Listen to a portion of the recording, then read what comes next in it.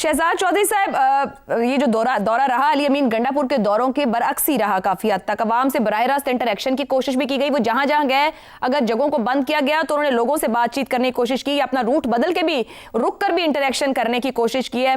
आपके ख्याल में इमरान खान की गिरफ्तारी के बाद से इतनी बड़ी कोशिश, काविश या लाहौर में ये सरगर्मी दिखी है?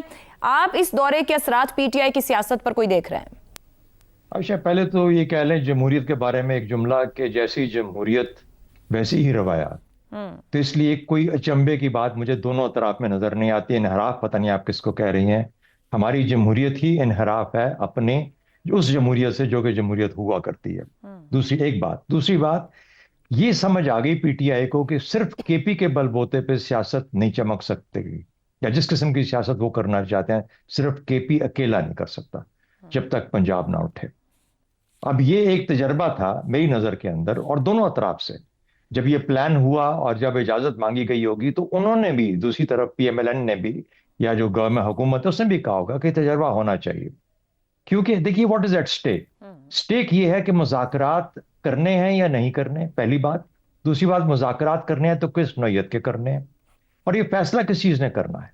इस चीज़ ने फैसला करना है कि इमरान खान का नाम या पीटीआई का भी नाम लेवा कोई पंजाब में या इस सारे माहौल में मेजॉरिटी कुछ एग्जिस्ट करती भी है या नहीं करती, या अभी भी डरे थके बैठे मांद हो चुकी है चीज़। जिस किस्म के बंदिशें या जिसका जिक्र आपने किया, या जो उससे पहले जो मामलात होते रहे कानूनी या जो मामलात पुलिस के थ्रू हुए, क्या उससे अब पीटीआई नज़र तो नहीं आती थी?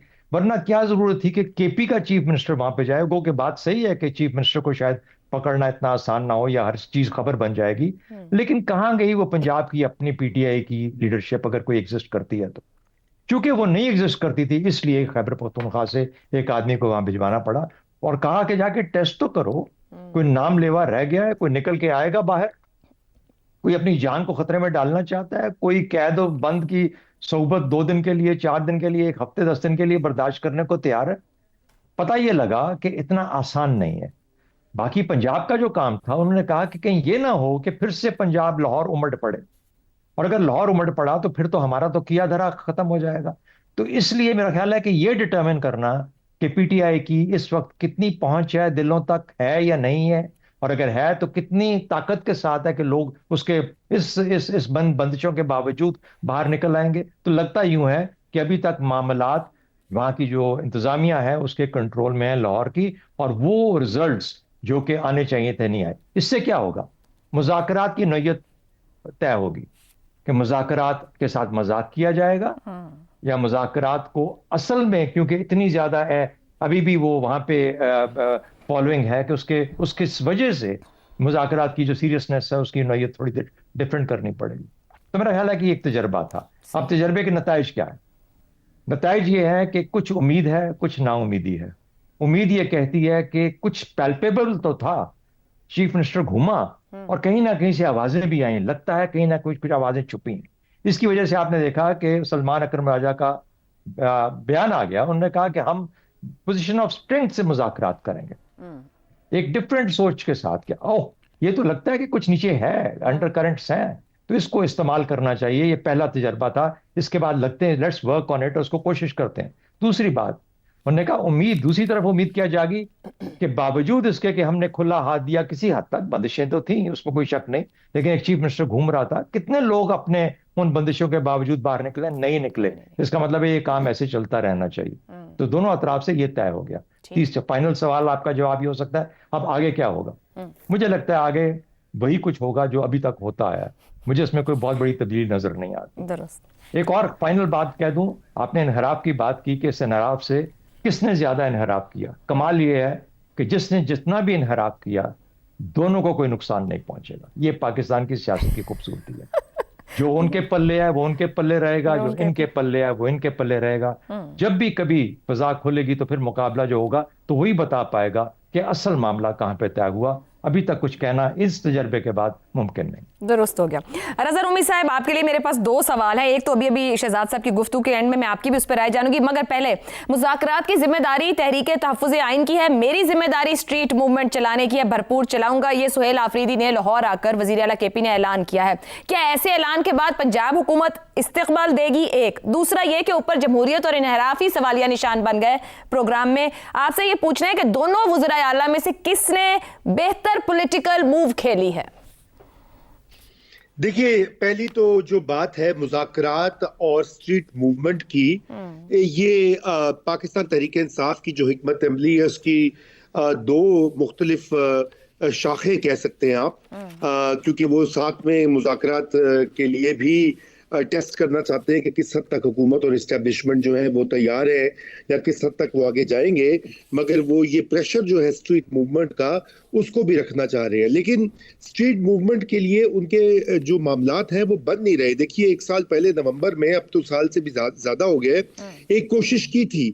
उस वक्त भी मसला ये हुआ था कि बहुत से लोग पंजाब से नहीं आए थे, बल्कि अगर आप देखें तो पाकिस्तान तहरीक इंसाफ के जो कारकुन और सपोर्टर्स दुनिया भर में और जो बाहर बैठे वो तो कहते रहते हैं, बहुत बुरा भी कहते हैं पंजाब के जो लीडर्स हैं या उनके करता धरता है कि वो निकलते नहीं है, वो खौफजदा है वगैरह वगैरह। तो ये जो स्ट्रीट मूवमेंट की उन्होंने बात की है, उनको इमरान खान का हुक्म भी है, लेकिन वो ग्राउंड भी टेस्ट कर रहे थे कि क्या किस हद तक जो है यहाँ पर वो मुमकिन भी है। लेकिन ये बहुत अचंभे की बात है कि खैबर पख्तूनख्वा के वजीर आला, जिनको कि और बहुत से काम हैं, उनके आईनी मनसब के हवाले से फ़राइज़ है जिनको वो नहीं छोड़ सकते या इग्नोर कर सकते, उनको लाहौर आना पड़ा और यहाँ पर आकर तो वो जैसे कहते हैं ये सारा काम आगे बढ़ाना पड़ा।